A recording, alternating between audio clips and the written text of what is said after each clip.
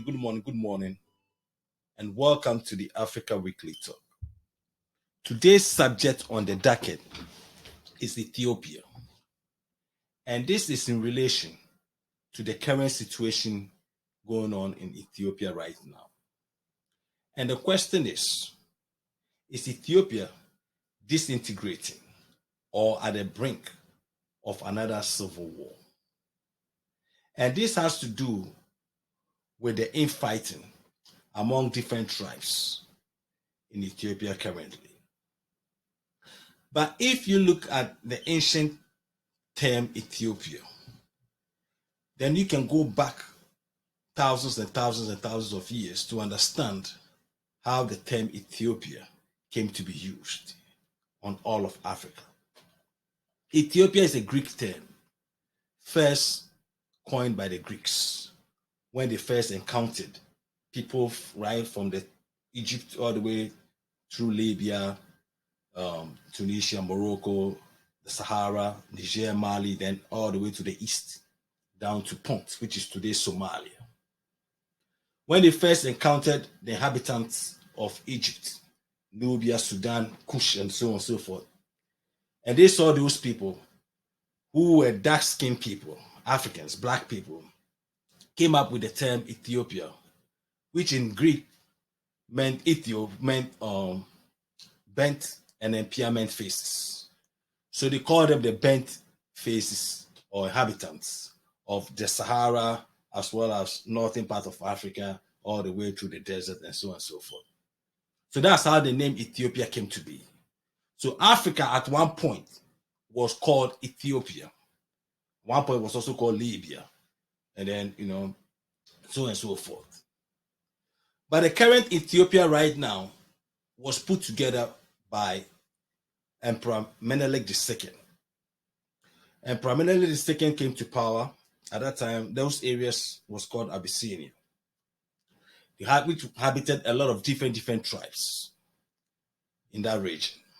So Menelik, after conquering all these tribes and also making alliances with some of the tribes, which came about merely to defeat the Italian government, imperial Italian government, who were trying to colonize Ethiopia at the time. So Menelik put these tribes together, consolidated these tribes, and formed a union, which he named Ethiopia, in reference to the ancient Ethiopia that the Greeks had called all of Africa. So after the defeat of the Italians, starving off colonization, in 1886, which is also called the Battle of the Adwa War, Ethiopia became the symbol of pride among all Black Africa, because that is the only country that was able to defeat the imperialist European colonizers and to starve off colonization. So it's also considered the only country in Africa that to have not been colonized by any European country. So it's been the pride of Africa. So Ethiopia has always been Africa and is still Africa.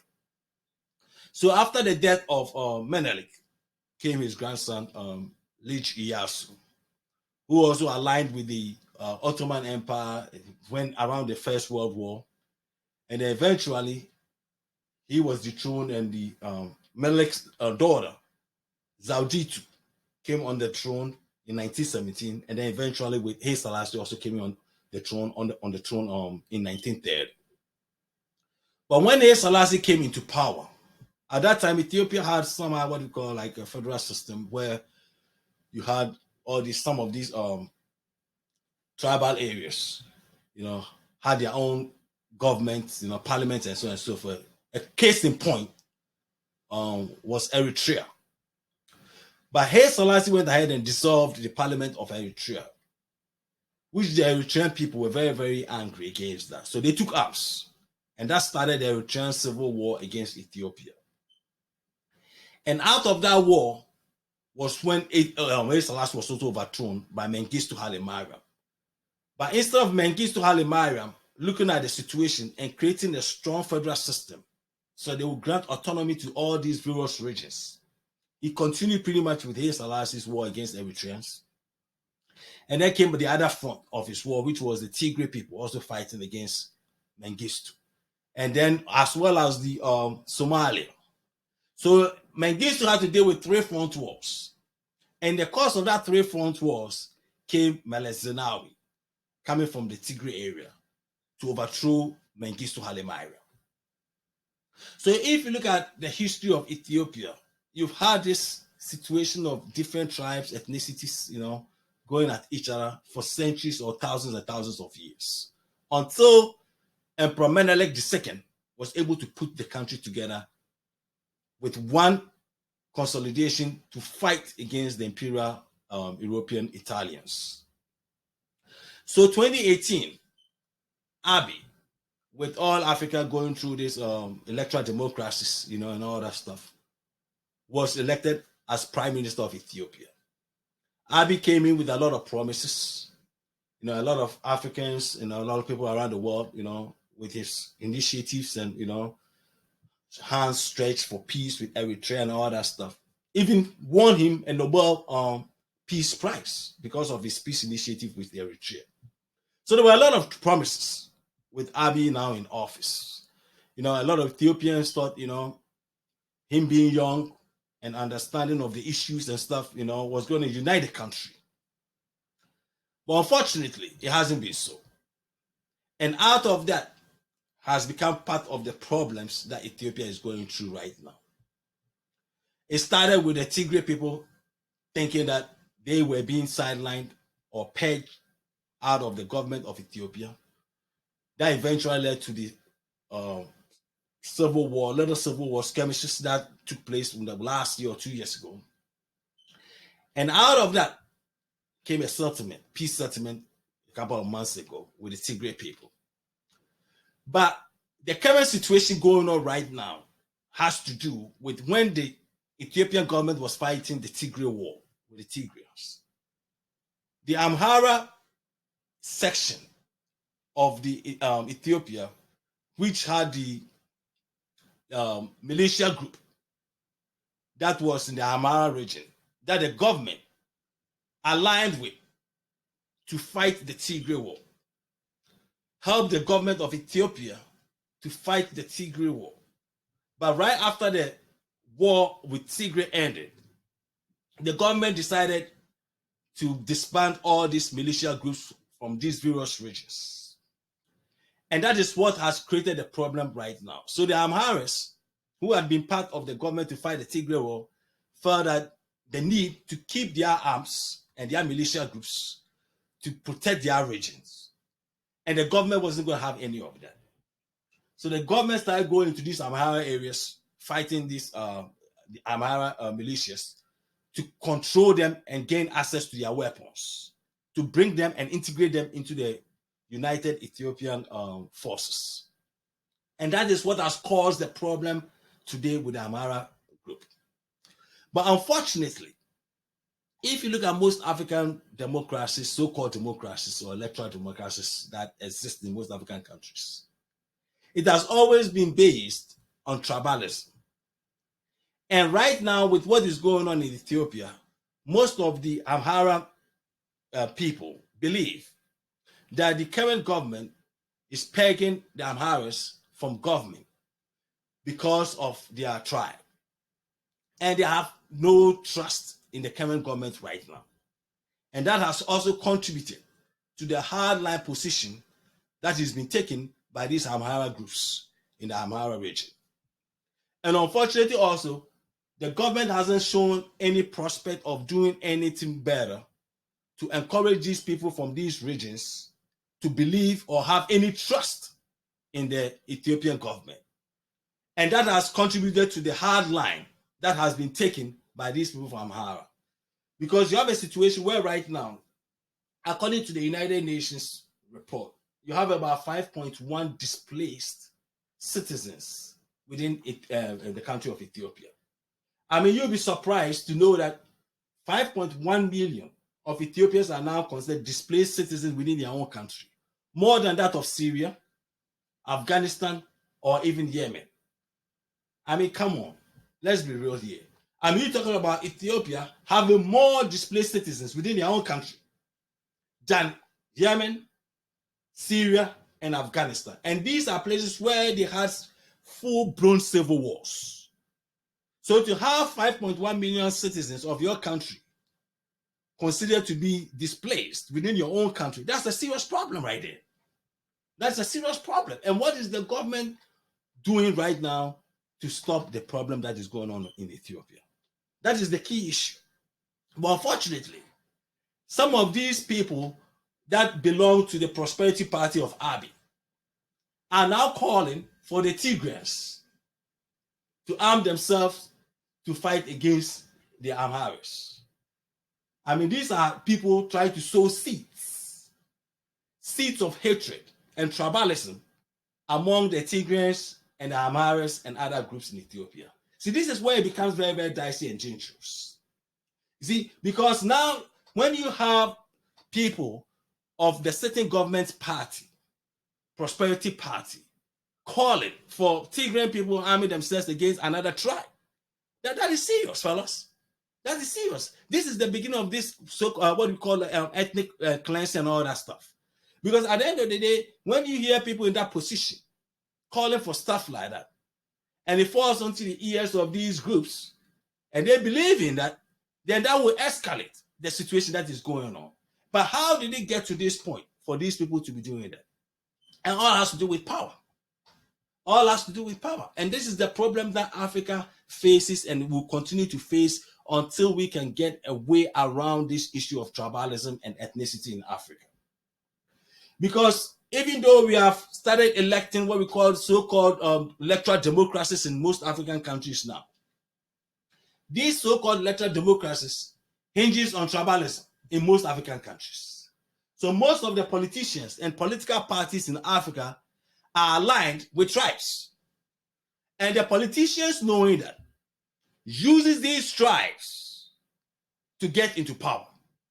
So they use their various tribes to knock off one another, to use tribalism and ethnicity as a tool to gain access to the government and leadership in their various African countries. And this is exactly what has been going on all across Africa. But the only way Africa can resolve this issue of tribalism, to me, in my personal opinion, is a very strong federal system. Because if you look at the history of Ethiopia, if Ethiopia had a very strong federal system, I think that will curb a lot of these tribal issues. Because at the end of the day, when you have a strong federal system, most of these regions that we are talking about will have the opportunity to elect their own leaders. I'm not talking about phony federal systems like what Meles Zenawi and Mengistu Haile tried to do, where basically they appoint leaders in these various regions. No, that is not a good federal system. That is a phony federal system. That won't work. But we talk about a federal system like the United States of America. The federal system where these regions will have their own elected leaders, have their own parliaments, will have their own seat of government, but it will be under the umbrella of the whole country as Ethiopia. But they will have the autonomy to control their resources, control their business climate, and so on and so forth. But will also contribute per share of their capital to the federal government as a whole, just like the United States of America is. So with that strong federal system, that gives the people of these various regions or these tribes the opportunity to choose their own leadership to represent them in their various tribes and various regions under one umbrella as Ethiopia.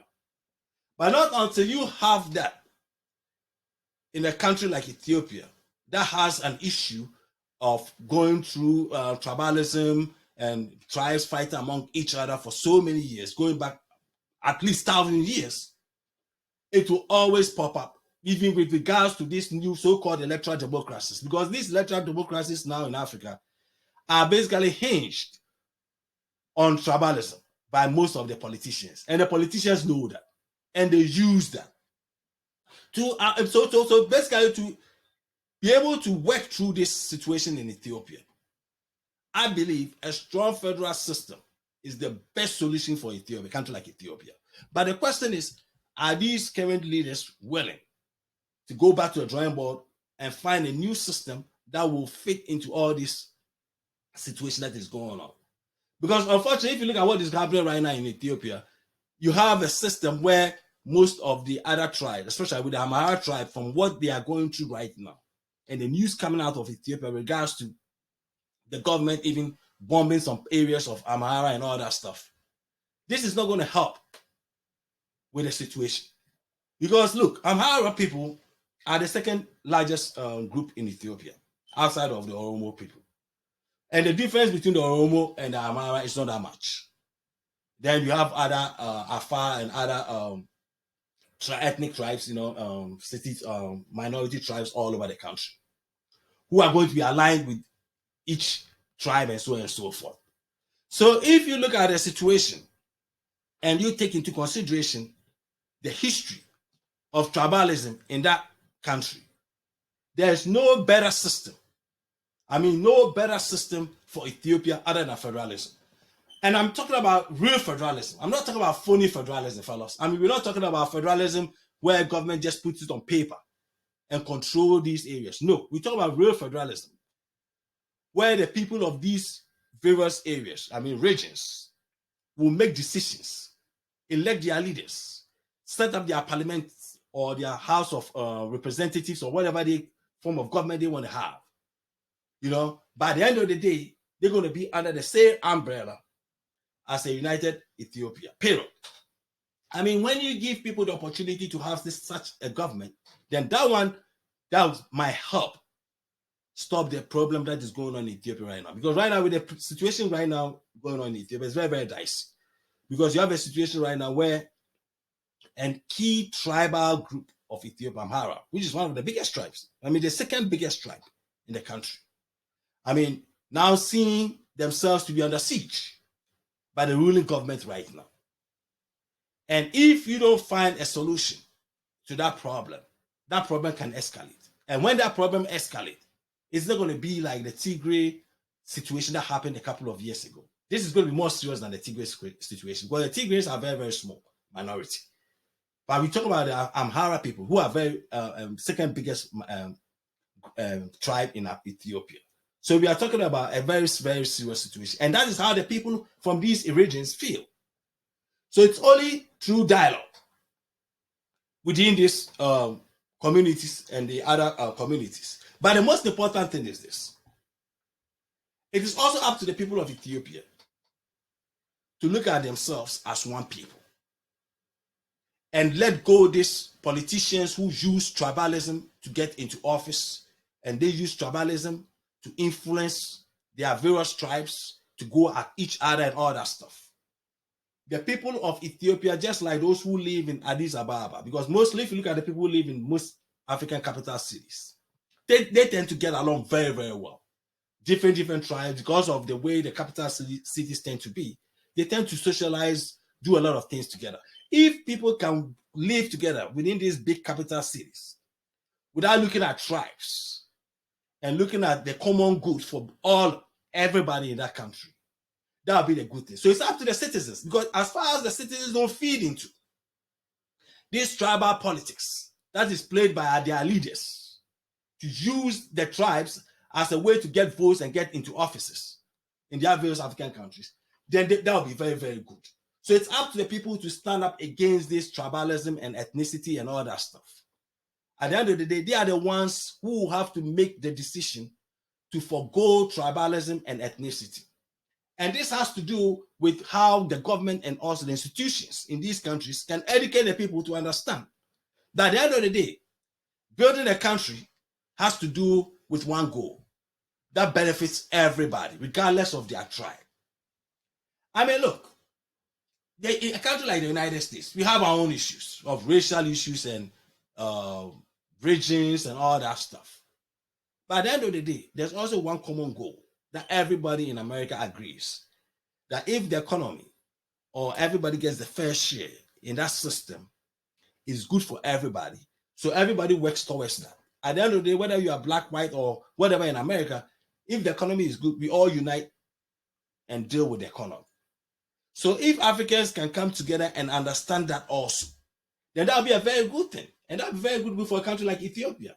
Because a country like Ethiopia, Africa can never sit down for Ethiopia to disintegrate. I mean, Ethiopia is part of African history. As a matter of fact, Ethiopia is the mother as well as the father, if you talk about the ancient Ethiopia of Africa. And the current geographic position of Ethiopia today also happens to be the birthplace, along with Kenya, Tanzania, Uganda, of humanity. Lucy was found within that area, eastern part of Africa.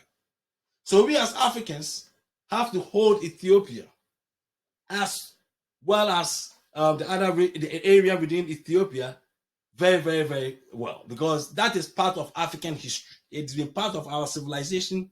It's been part of world human history, and we have to pray that this thing does not become a full-blown civil war in that region. Because right now you have a situation going on in Sudan. And where is Sudan? Right along the line, borderline with Ethiopia. And then you have Kenya. Then you have Somalia.